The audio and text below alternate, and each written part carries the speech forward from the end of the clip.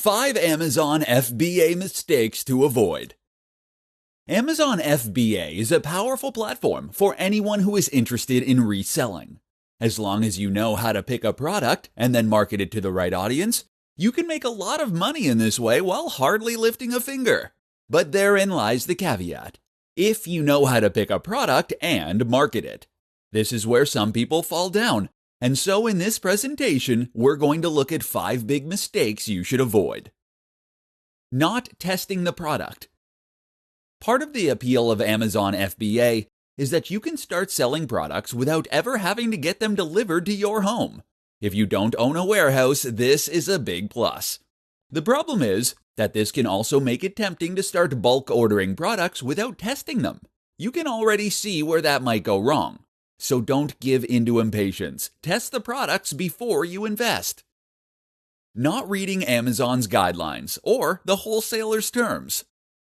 In order to sell a product via Amazon, certain requirements need to be met.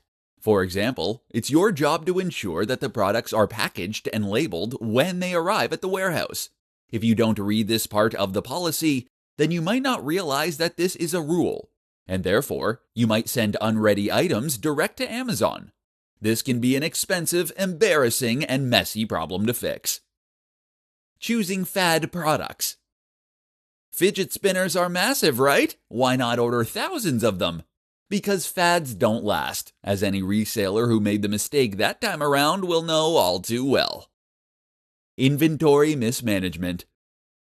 Buying too much of something or too little is a pitfall of any reseller business. It's just that it's a mistake that's even easier to make as an Amazon FBA seller, who never actually sees their own stock. Try to get a feel for the market and do some research before investing, and then make sure you have a steady supply at all times. Overpromising.